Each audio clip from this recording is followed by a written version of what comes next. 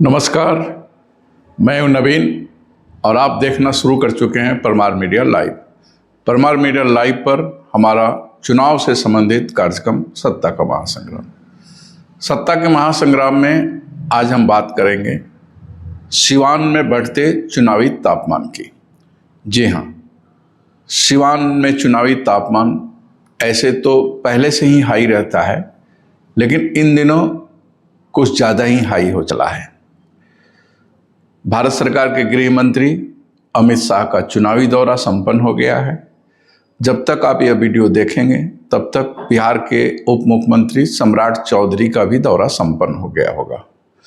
चिराग पासवान भी दौरा करके जा चुके हैं। नीतीश कुमार का भी दौरा हो चला है। यानी सिवान जिले में लगभग दोनों गठबंधन के तैयारियों को देखकर ऐसा लगता है कि इस बार का चुनाव काफ़ी घमासान होने वाला है। लेकिन आज के वीडियो में हम इन बिंदुओं पर बात नहीं करेंगे। बात करेंगे चुनाव को लेकर के जो एक नैरेटिव की चर्चा हो रही है।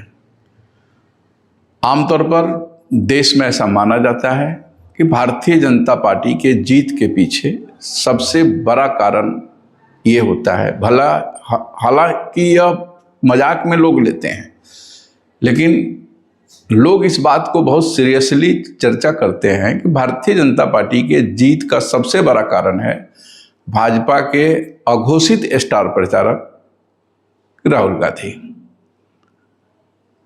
ठीक उसी प्रकार हम अगर बिहार के परिदृश्य में देखें तो पिछले 20 साल से जो एनडीए सत्ता में है उसके जीत का सबसे प्रमुख कारण है राष्ट्रीय जनता दल के सुप्रीमो सजा आयप्ता लालू प्रसाद यादव या लालू प्रसाद का भ्रष्टाचार।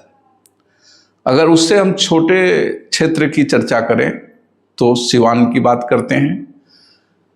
सिवान में 90 के दशक से लेकर अभी तक यूं कहे तो लगभग 35-40 साल से सिवान के राजनीति के केंद्र बिंदु में डॉक्टर मोहम्मद शाहबुद्दीन है। मोहम्मद शाहबुद्दीन जब जीवित थे तब भी चुनाव के केंद्र में थे। आज जब मोहम्मद शाहबुद्दीन जीवित नहीं हैं तब भी चुनाव के केंद्र बिंदु में है।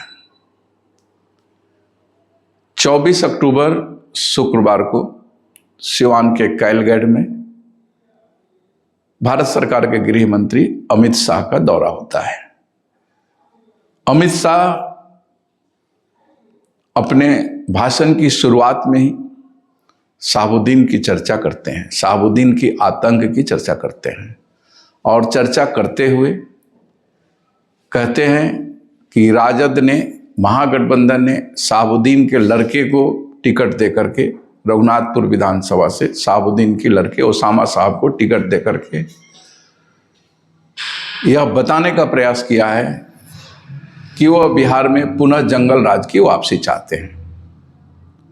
हम किसी भी परिस्थिति में जंगल राज की वापसी नहीं होने देंगे और ओसामा को चुनाव नहीं जीतने देंगे। वे जनता से आग्रह करते हैं कि ओसामा को वे लोग वोट देकर चुनाव हरावें, सिवान के सभी सीटों पर एनडीए के उम्मीदवार को जितावें। अमित शाह के द्वारा ये बात कहे जाने के बाद ये खबर राष्ट्रीय स्तर पर सुर्खियां बन चुकी है। देश के सभी मीडिया चैनल उस भाषण को दिखा रहे हैं। शाहबुद्दीन जो कई वर्ष पहले मर गए, वह शाहबुद्दीन पुनः चर्चा में है। शाहबुद्दीन के पुत्र ओसामा साहब चर्चा में हैं। कुल मिला जुला करके सिवान की पूरी राजनीति शाहबुद्दीन के इर्द गिर्द हो गई है। सभी प्रत्याशी इसकी चर्चा कर रहे हैं। एक तरह से देखा जाए तो सिवान का चुनाव शाहबुद्दीन के समर्थन और शाहबुद्दीन के विरोध में आ चला है। पिछले 20 साल में नीतीश कुमार ने क्या किया, इसकी चर्चाएं अब कम हो रही हैं। शहाबुद्दीन ने क्या किया, इसकी चर्चाएं अब खूब हो रही हैं।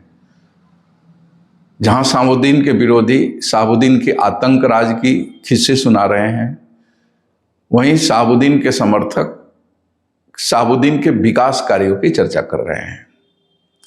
अब देखना दिलचस्प होगा कि शहाबुद्दीन का आतंक सिवान में जीतता है कि शहाबुद्दीन का वह तथाकथित विकास सिवान में जीतता है। आइए सुनते हैं अमित शाह ने सिवान के कैलगढ़ में क्या कहा। एकजुट हो जाइए, एक मुश्त हो जाइए। इसी शहाबुद्दीन के बेटे को रघुनाथपुर से फिर से एक बार लालू ने खुद टिकट देने का काम किया है। मगर मैं सिवान वालों को कहने आया हूं, अब नरेंद्र मोदी और नीतीश कुमार का राज है। 100 शहाबुद्दीन आ जाए, किसी का बाल बांका नहीं हो सकता। सिवान वालों, यही भूमि से लालू रबड़ी को जवाब दे दो। फिर से जंगल राज को नहीं आने देंगे, ओसामा को नहीं जीतने देंगे, शहाबुद्दीन की विचारधारा को नहीं जीतने देंगे। मुझे बताओ सिवान वालों, शहाबुद्दीन की विचारधारा को वोट दे सकते हैं क्या? अरे जोर से बोलो, दे सकते हैं क्या?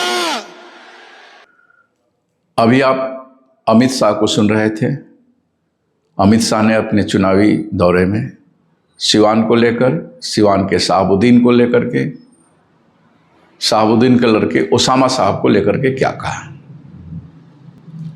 अमित शाह के इस भाषण के बाद विरोधी खेमा में हड़कंप मचा हुआ है। महागठबंधन की ओर से अवध बिहारी चौधरी ने अमित शाह के खिलाफ मोर्चा संभाला और अवध बिहारी चौधरी ने भी अमित शाह को तनाशाह करते हुए कहा कि वे प्रशासन के बल पर, सत्ता के बल पर चुनाव हराना चाहते हैं, वोट लूटना चाहते हैं। इन तमाम तरह के आरोप लगाए।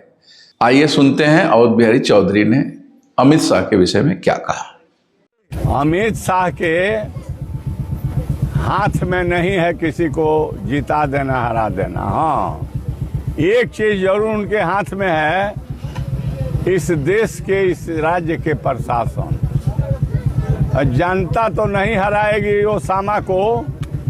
मैं चुनाव आयोग से कहना चाहता हूं कि इसमें झलक रहा है प्रशासन को टाइट करके और जबरदस्ती लोगों को हरवा देने का एक झलक उनके बयान से मिल रहा है। वोट जनता के हाथ में है। किस ताकत के बल पर वो बोल रहे हैं कि हरा दो, हरा दो, हरा दो, हरा दो। किससे कह रहे हैं हरा दो? कहां से हरा दो? वोट जनता के हाथ में है, मतदाता के हाथ में है। आप मंच से बार बार कह रहे हैं हरा दो, हरा दो, हरा दो। कौन हराएगा? किसी कीमत पर राष्ट्रीय जनता दल के सभी प्रत्याशी महागठबंधन के सीमांत के 8 सीट उनके भाषण के बाद और मजबूती आ गई है और सारे सीट इस बार हम लोग जीतेंगे। हमारा यह वीडियो आपको कैसा लगा, आप निश्चित रूप से बताएं। आप हमारे साथ जुड़े रहें। सत्ता के महासंग्राम में हम प्रत्येक दिन नए मुद्दे को लेकर के, सिवान के बदलते राजनीतिक हालात को लेकर के आते रहेंगे, आपको अपडेट करते रहेंगे। मिलते हैं फिर किसी अगले वीडियो में अगले विषय को लेकर के। जब तक परमार मीडिया लाइव पर सत्ता का महासंग्राम चलता रहेगा। आप जहां भी रहें, स्वस्थ रहें, मस्त रहें। अंत में जय भारत, जय सिया राम।